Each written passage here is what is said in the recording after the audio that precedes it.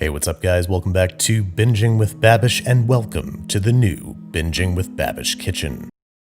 You're probably sitting there thinking, hey Julian, why aren't you in the kitchen making me a sandwich or something? Relax, we'll get back there next week. Meanwhile, I'm going to throw up a card here and here with the recipe. If all you're interested in that is go check it out. Alright, now let's get to why we're here.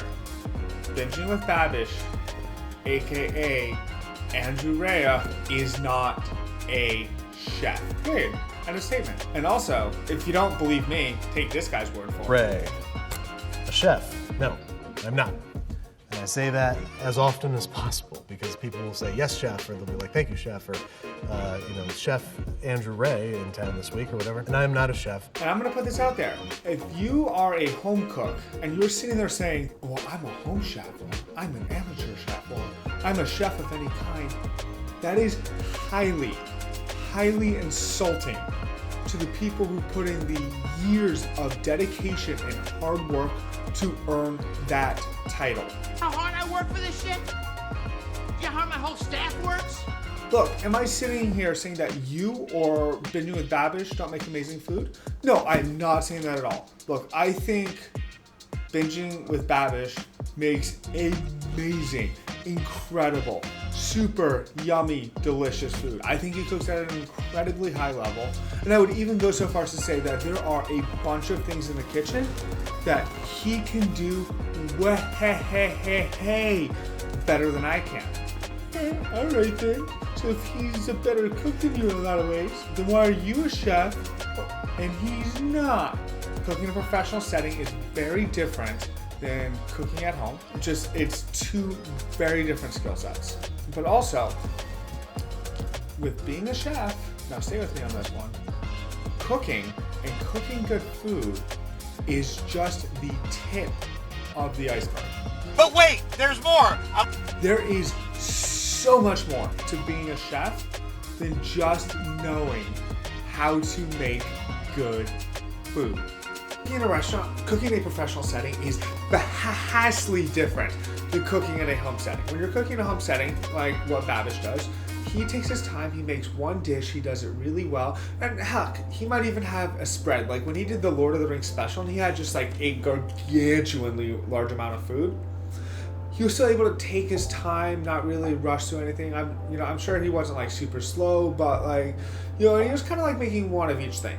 When you're in a restaurant, let's just say you're on a typical station.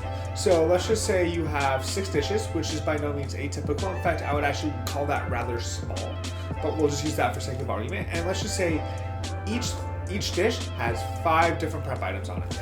That means you need to maintain and make sure that you have enough of each of those 30 items for service and that you won't run out, which also means that you need to have a good idea of how much stuff you'll run through for a particular dish and have a good idea of how many of those you'll sell on an average night. Make sure that you have exactly enough of that stuff, right? No, wrong! You need to make sure that, you have enough of that stuff to make it through, but you don't want to run out of everything every single day because then you're just screwed for the next day. So you as a cook need to balance out the amount of prep you do so you only have a reasonable amount to do each and every day. You kind of go through on a rotation. There's some things that you might do more often, such as a puree might be able to last a few days, whereas something like fresh chopped herbs, maybe not so much. So you might need to do the fresh chopped herbs more often, but the puree a little less often. So when you do the puree, you might make a bigger batch to last you those couple extra days. Hopefully that kind of makes sense. And gradually over time, you get into a flow, you get into an understanding, but each day you're making these minor adjustments in terms of what you need to do. And that's just prep. And honestly, that's a really watered down version of what prepping out a station in a restaurant's really like. Now, let's talk about service. Service is vastly different than anything you have in home cooking for 2 very big reasons. First off, just the sheer volume of food. In a restaurant, you are putting out ticket after ticket after ticket after ticket after ticket and dish after dish after dish after dish, often doing 4 of one thing at a time and then 3 of another and then 4 of another and so on and so forth. I will give a more specific example. So I'm actually going to give 2 examples to really illustrate this. So when I worked on Block Island, I worked on the small bistro where we would open our doors at 6 o'clock, and during busy season, we had a line outside of our door every single day. And every single day, right at 6 o'clock, we would fill up that restaurant. Every seat taken. So then the servers would go through, and tickets would gradually come in. And keep in mind, for this kitchen, how many people do you think we had? 5, 6, 7? No, we had 2 people on the hotline and 1 person doing salads. That's it. That's all we had. So we'd get the appetizers out. Most of the appetizers would come off the cold station, but also the sauté person would have 1 dish. And then we'd have all the entrees. And then within about a half hour or 45 minutes, we had to put out all the entrees for all 50 people. Yeah, individually plated. No like big family style thing. And then people would eat, and then they'd leave, and then more people would fill into their seats, and we'd have to do it again.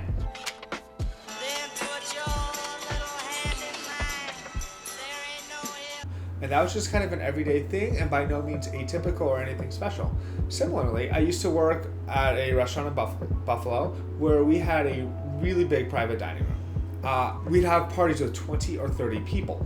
Now, those parties would generally have a limited menu where each person would have just a few appetizers to pick from, and then a few entrees to pick from as well.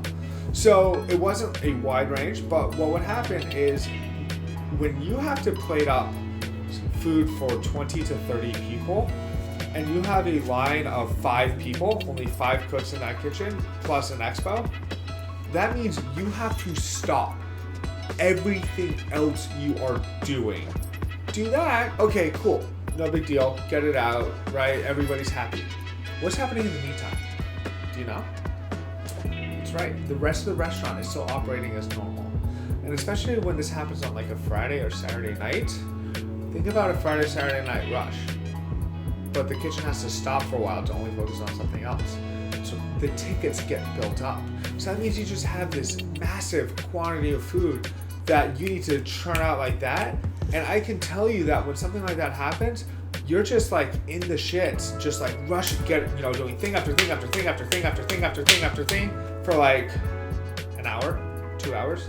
Like it can impact a kitchen that much where you're just like constantly like go, go, go, go, go, go, go. So again, what I'm trying to say with this is, yeah, if you're a home cook, you can make amazing food. Like there are meals at homemade meals by people who are by no means professional, have no desire to be, that I would darn well say is better than food I've had in a professional, from a restaurant. But what I'd say is, while there might be some overlap in terms of the base technique, cooking in a restaurant is very different than cooking at. So what is it that you think chefs do? Exactly. Just pause this video, say it out loud. What do you think they do? What do you think they do to fill their time? Do you think they're sitting there cooking amazing food all the time? Like constantly just like cranking out stuff? Just always in the shit, just being like, oh man, this is amazing, this is incredible, yeah, I killed it. No. A lot of being a chef are other things that you don't necessarily think of. For one, paperwork. Go ahead and make sure you do that from now on. That would be great. And I'll go ahead and make sure you get another copy of that memo. Okay? Yeah, no, I You do a lot of paperwork the higher you go. That can be payroll, that can be invoices, that can be inventory, that can be writing somebody up. There's so much paperwork and office work that you have to do. It builds a lot of your time. I know. Doesn't sound great. And the higher you go, the more of it you have to do. You have to train people constantly. Right, so when you're in a restaurant, if you are doing your job right, this is a big if one of your cooks makes something, you, the guest, should not be able to tell who made it. If I make a burger and my cook makes a burger and they're like, Julie made this burger, but so-and-so made this, but John made this burger, I, as a chef, screwed up because I did not do a good enough job teaching my cook how to do that. Either that or I let something go out that was subpar. Then, after teaching, you constantly have to continue to make sure that things stay at quality. and managing egos, making sure that things go out, that's a whole other thing. Managing your cooks is a multifaceted thing that is just really complicated. Sometimes you're their buddy, you have to pump them up, you have to make them feel good. Sometimes you have to come down on your cooks. Well, always been a downfall of your career, you're full of fucking shit. Because every time you got fucking something wrong, you give a bullshit fucking excuse. Well, right now, I'm fed up with your bullshit excuses. There's really Sometimes you have to be their therapist. I know, it's something you wouldn't really think of, and I'll give an example. So, I worked in a restaurant where I had a chef who was drunk on the job every single day. I've been wanting to tell you all for years, but I never had to know. Like hiding beer bottles in the ceiling tiles. Yeah. What? So in addition to the restaurant, we did weddings. We had a hotel attached to the restaurant, and we would do large-scale weddings, and we had one on that Saturday. So that day, the chef came, and he was drunk at 10 in the morning, and he then decided to race one of our dishwashers barefoot down the street because I don't know, and he fell and hurt his wrist and probably should have gone to the hospital.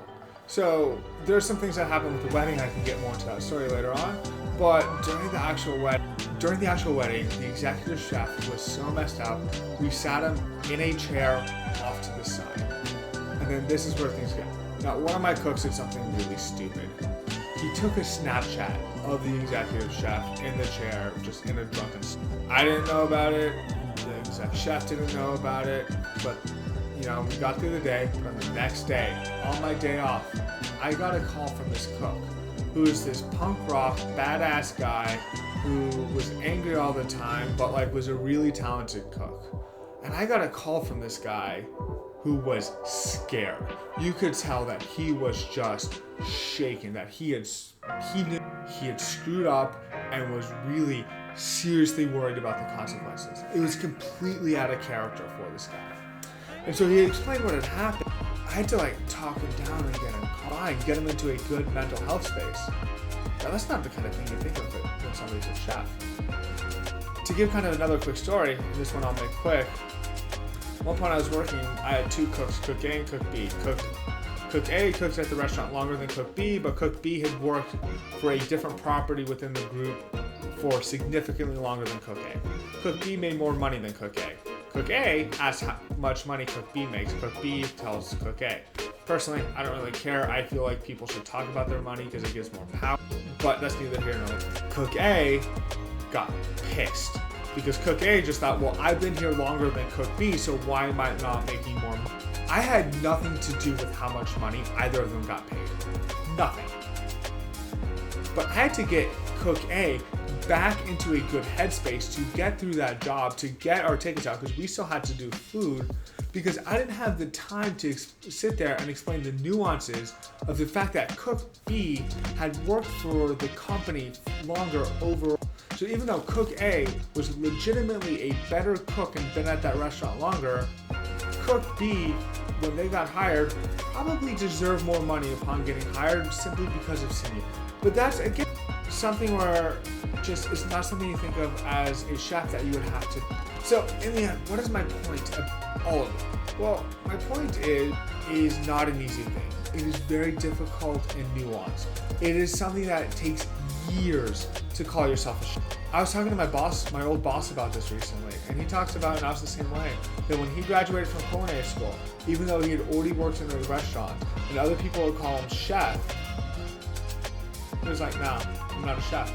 All right, now let's look at who is a chef versus who isn't. And to be straightforward, there isn't a hard line. There isn't like a test that you can pass and be like, you are officially a chef. Unlike, a lawyer where you can pass the bar, or a doctor where you have to pass your board.